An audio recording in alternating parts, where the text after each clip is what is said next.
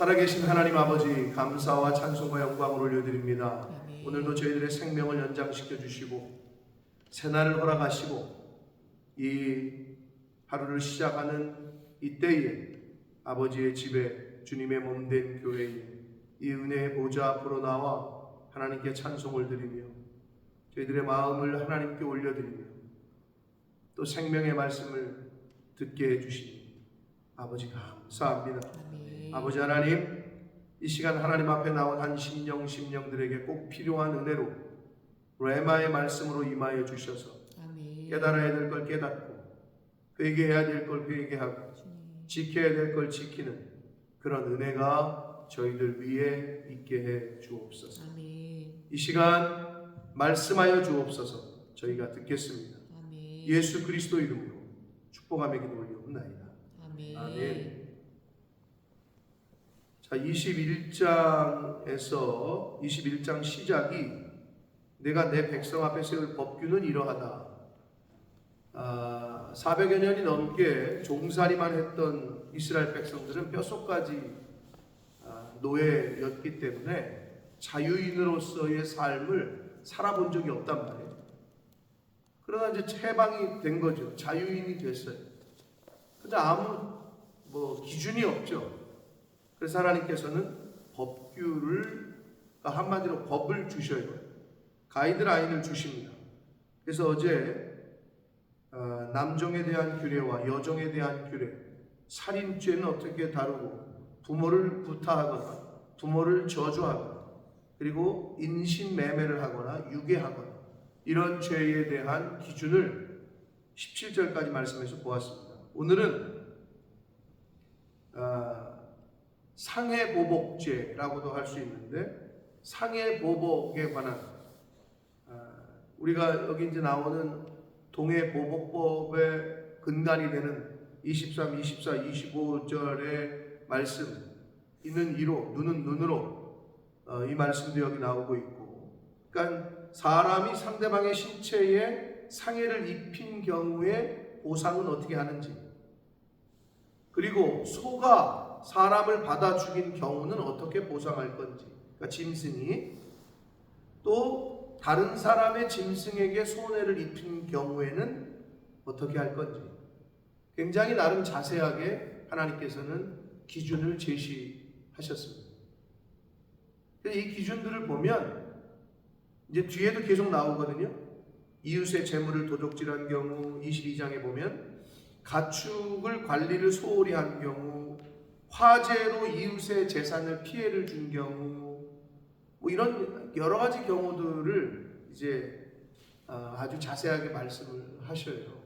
근데 이 법의 어떤 근간은 뭐냐면 사람이 우선이에요. 짐승이 우선일 수는 없어요. 그게 가장 기본적이에요. 사람의 생명, 하나님의 모양과 형상대로 지음을 받은 사람의 생명이, 사람을 해하는 건 결국 하나님의 명령과 하나님의 그 권위에 도전하는 거기 때문에 그것에 대한 계시가 있고, 이 법규를 살펴보면 첫째는 사람이 우선이다. 동물이 우선일 수 없다. 근데 오늘날 좀 시대가 거꾸로 가고 있죠. 사람보다는 동물이 우선인 시대가 돼버리는 경우를 많이 봅니다. 자, 그래서 또 하나 우리가 알아야 될 건 뭐냐 하면, 대한민국이 옛날에 그 부부가, 결혼한 사람이 다른 여자, 다른 남자와 상간을 하면 간통죄로 형사처벌을 받았어요. 즉 감옥에 갔었어요. 근데 오늘날은 법이 바뀌었어요. 그건 형사처벌을 받지 않아요. 그럼 어떻게 돼요? 바뀐 법의 적용을 받죠. 근데 오늘 우리가 지금 보고 있는 이 구약의 율법은 예전 법이에요.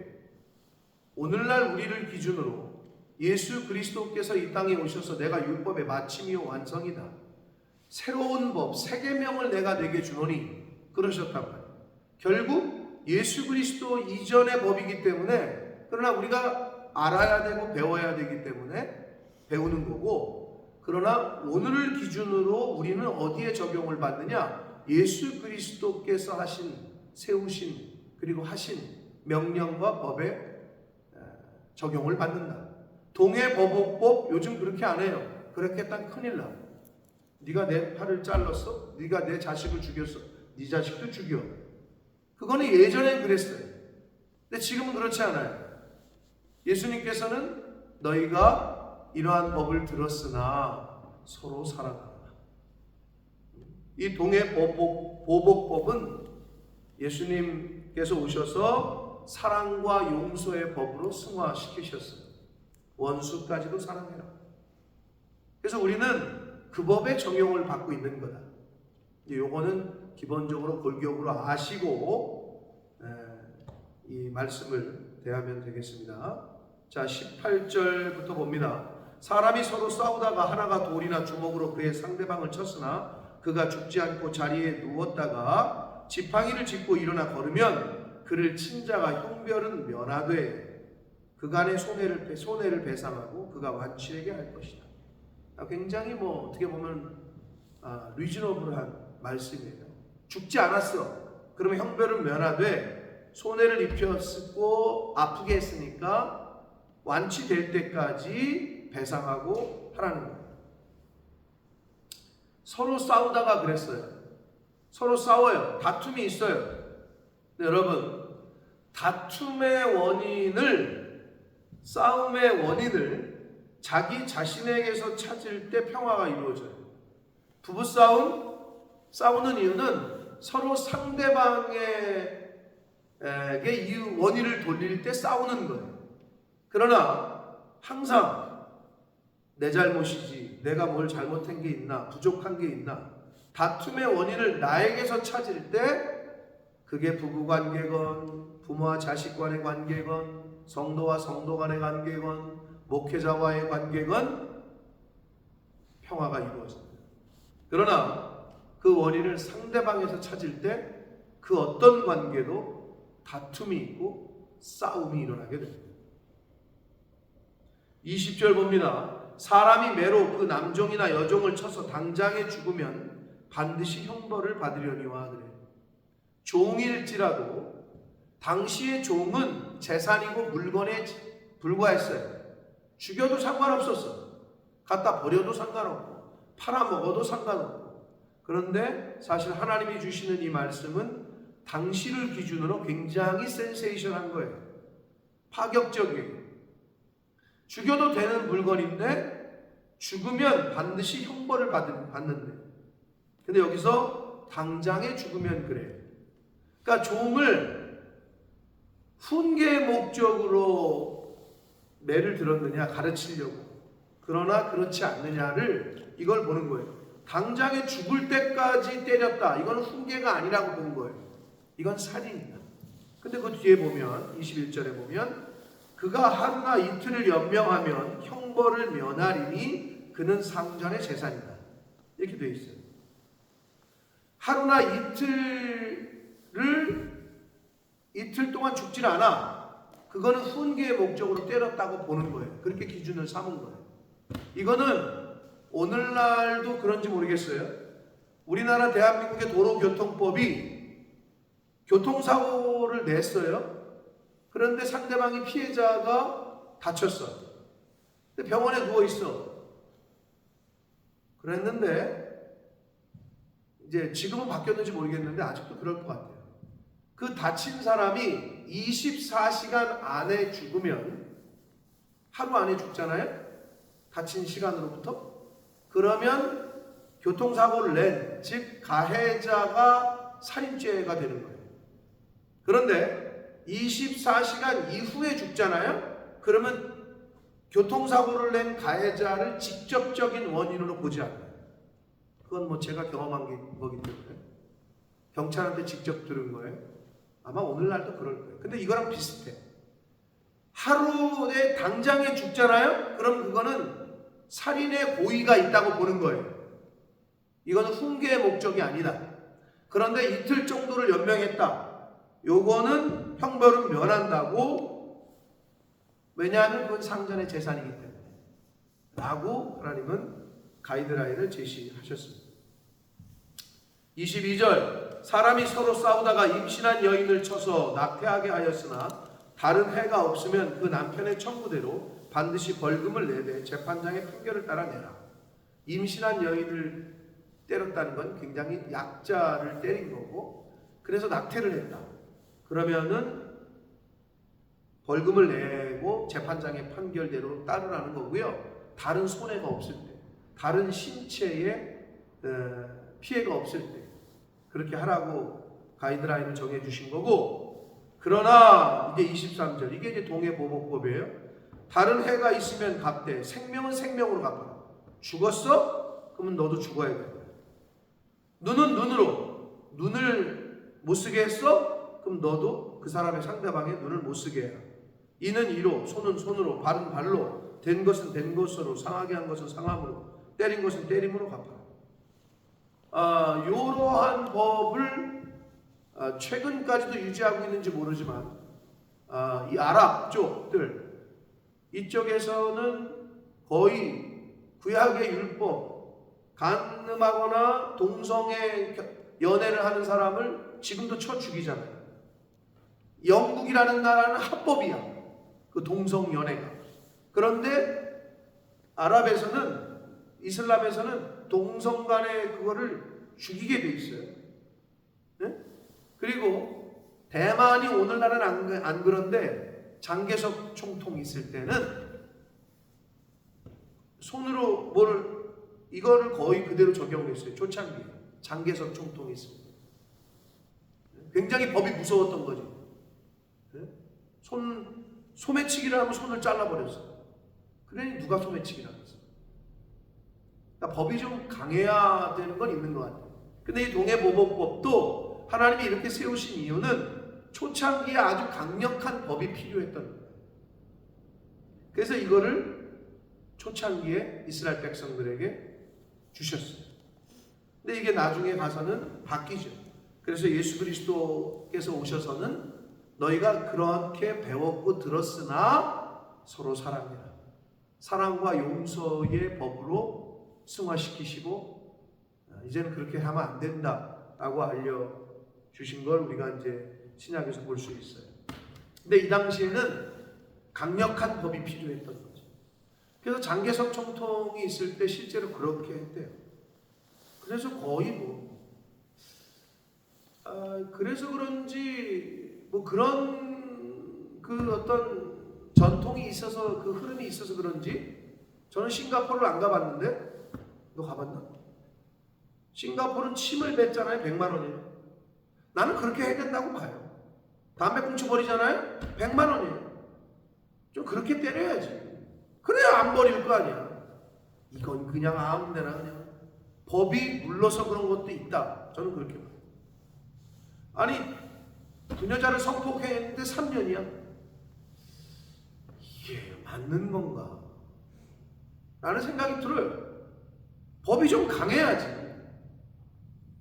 그런 생각을 개인적으로 해봐요. 근데 하나님이 이때는 이런 강력한 법을 주셔서 통제를 하신 거죠. 왜?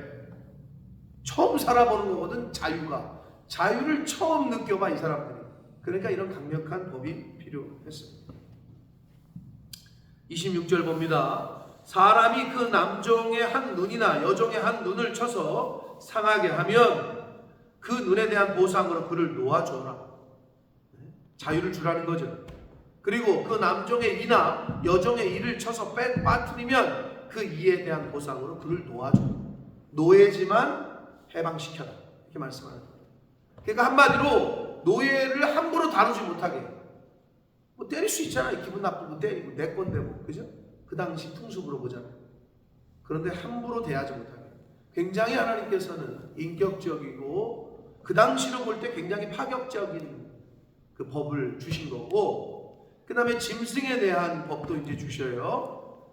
이제 소가 사람을 받아서 죽인 경우까지도 이제 가르쳐 주시는데, 28절, 소가 남자나 여자를 받아서 죽이면 그 소는 반드시 돌로 쳐서 죽여라. 당연하죠. 이거는 사람이 짐승보다 귀하기 때문에 소가 사람을 쳐서 죽이면 죽여라. 그리고 그 고기는 먹지 말고 그 소의 임자는 형벌을 면한다. 그 소가 죽었기 때문에.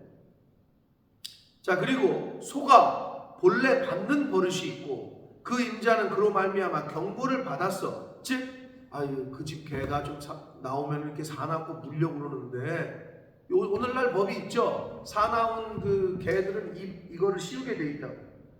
근데 뭐 지개는 사랑스럽다고 이 개한테 이거 씌우는 게 뭐 해서 그냥 풀고 나갔다가 다른 개 물어 죽이고 다른 사람 물어 죽이고 물어 죽이는 것보다 다리를 막 물고 그런데도 법이 물러. 여기대로라면 그 개를 죽여야 돼. 그렇게 해야 된다고 봐요, 저는 개인적으로. 여기 보면 본래 버릇이 있어, 받는 버릇이. 그리고 경고도 받았어. 근데 단속을 안 해. 그 남녀를 막노라고 받아 죽이면 그 소는 돌로 쳐 죽일 것이고 임자도 죽여라, 이렇게 말씀해요. 굉장히 강력한 거죠. 임자도 죽여라. 그걸 알고 있는데도 단속을 안 했다는 거죠. 그 책임은 짐승도 있지만 사람에게도 있다라고 말씀하시는 거예요. 30절 만일 그에게 속죄금을 부과하면 무릇 그 명령한 것을 생명의 대가로 낼 것이요 아들을 받든지 딸을 받든지 이 법규대로 그 임자에게 행한다. 이 속죄금이라는 거는요, 만일 피해자의 가족이 사형 대신에 속죄금을 원한다. 저 사람 죽이지 말고 돈을 달라.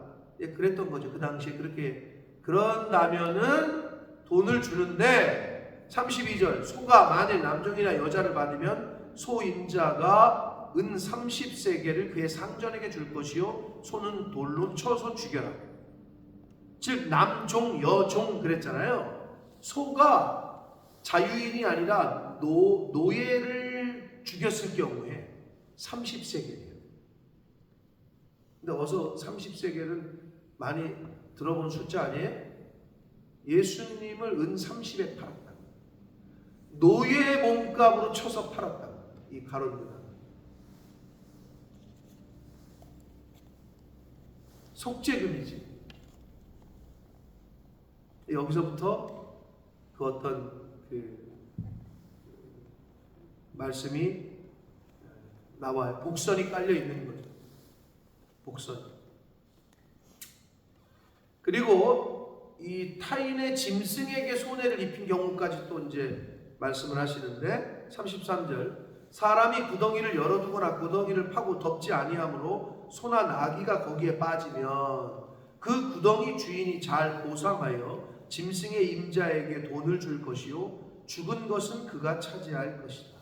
아주 굉장히 참 디테일하게 하나님이 법을 주셨다라고 보면서도 느꼈는데 별 경우를 다 설정을 하셨어요.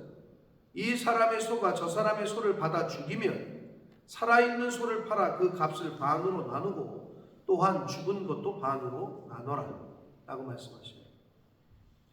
그 소가 본래 받는 버릇이 있는 줄을 알고도 임자가 단속하지 아니하였으면 그는 소로 소를 갚을 것이요 죽은 것은 그가 차지해라 라고 말씀하고 있습니다. 자, 이렇게 이제 뭐 21장뿐만 아니라 22장에도 배상에 관하여서 도덕적인 관한 법, 23장에는 뭐 이제 공평에 관한 법, 이게 쭉 나오거든요. 이렇게 법을 주셨어요. 근데 어제도 말씀드렸어요. 법을 너희 백성에게 알릴 법규는 이러하니라. 왜 법을 주시느냐? 여러분, 로마서에 보듯이 법이 오기 전에는 죄가 아니었어요. 왜? 기준이 없었기 때문에. 법이 제정되기 전에는 죄가 아니야. 근데 담배 꽁초 버리면 죄다. 그게 법이 정해지면 그때부터 그 사람은 죄인이야. 근데 법이 없을 때에는 죄인이 아니야. 그럼 법을 만들어서 우리를 다 죄인 만들려고 법을 만들었냐? 그게 아니라는 거죠. 법을 지키면 자유한 거야. 법을 지키면 벌금 안 내. 자, 결국은 그 시대의 그 상황에 하나님이 이스라엘 백성들을 자유인으로 사람답게 이제 노예의 근성은 좀 버리고 사람답게 이스라엘의 정체성을 하나님의 백성으로서의 정체성을 만들어가게 하기 위해서 법을 주시는 거죠. 그러니까 법이 은혜죠. 법이 있으니까 질서가 유지가 되고 이 사회가 이렇게 굴러가는 거란 말이에요. 근데 법이 없으면 무법천지 하는 말이 있잖아요. 뭐 자기들 하고 싶은 대로 다 하지 그러면.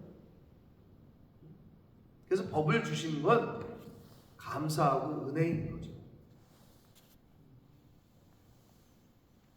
그래서 이 당시에 필요했던 법을 하나님께서 이스라엘 백성들에게 주셨다. 근데 이제 법의 가장 근간은 역시 사람이 우선이다. 짐승이나 동물이 우선할 수 없다. 근데 오늘날에는 사람보다 짐승을 더 귀하게 여기고 그 짐승을 사람같이 여기고, 이거는 성경적이지 못해요.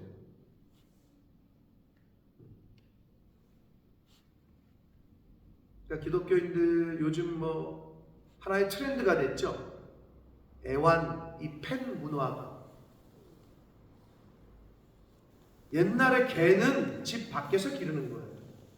근데 오늘날 이렇게 가서 설교했다가는 이제 강남이나 이런 데서 설교했다가는 개를 예배당에 가지고 들어오고 바구니에다가 얹혀가지고 유모차 끌고 다니고. 저는 이거는 목회자들이 좀 잘 가르쳐야 된다고 보는데 아닌 건 아닌 거예요. 사람도 그런 돈 있으면 사람 살리는 일에 쓰지. 이 영상을 보시고 또 기분 나쁘신 분들이 있을지도 모르겠는데 성경적이지 못합니다. 그래서도 안 되고, 짐승은 사람보다 우선할 수 없어요. 사람의 생명이 귀하지 짐승의 생명이 더 귀할 순 없다. 짐승은 뭐 다 생명을 하찮다 그게 아니라 사람보다 우선할 수는 없다. 근데 요즘은 이게 거꾸로 된 시대를 우리가 좀 살아가고 있는 것 같아요. 점점 이게 퍼지고 있는 게 좀 사실은 안타깝고 두렵기도 합니다. 하나님이 제정하신 이 법이 훗날 예수님께서 오셔서는 이제 사랑과 용서의 법으로 바뀌고 승화됩니다. 원수까지도 사랑해라. 원수까지도 축복해라. 오늘을 사는 저와 여러분은 그 예수 그리스도의 명령과 세우신 법의 새로운 계명에 우리는 영향을 받습니다. 그러나 우리가 배워야 되고 알아야 되기 때문에 오늘 이 말씀을 통해서 우리가 보았고, 바라기는 새 계명을 내가 내게 주노니 라고 말씀하신 예수님의 명령과 말씀을 쫓아서 오늘 하루를 사실 때 하나님의 말씀 안에, 하나님의 법 안에, 예수 그리스도 안에, 예수님의 명령 안에 거하시는 저와 여러분의 삶이 되기를 예수 그리스도 이름으로 축복합니다. 살아계신 하나님 아버지, 감사와 찬송과 영광을 올려드립니다. 아버지 하나님, 당시에 이스라엘 백성들에게 필요한 법을 주셨습니다. 그들이 느낄 때에는 왜 이러한 법을 주어서 우리를 이렇게 단속하고 번거롭게 하고 우리를 죄인으로 만들고 이렇게 생각했을지 모르나, 하나님께서는 하나님의 백성들을 위해서 이러한 법을 주셨습니다. 왜 교회가 이러한 법을, 왜 예수님이 이렇게 말씀하셨는지, 그 법을 지키고 따르는 저희들은 제정하신 법대로, 말씀하신 대로 순종하는 것이 우리의 본분임을 깨닫고, 예수님이 말씀해 주신, 가르쳐 주신, 또 성경에서 가르쳐 주시는 그 말씀 그대로 순종하며 사는 오늘이 되게 하시고, 남아있는 우리 육신의 생명이 붙어있는 이 땅을 살아가는 날이 언제까지인지 모르나 하나님의 말씀 안에, 예수님 안에, 그 법 안에 거하는 삶을 사는 제가 되게 해주시고, 이 자리에 있는 하나님의 자녀들이 되게 해주시고, 몸된 교회에 속한 권속들 될 수 있도록 아버지 은혜 내려 주옵소서. 아멘. 예수 그리스도 이름으로 축복합니다.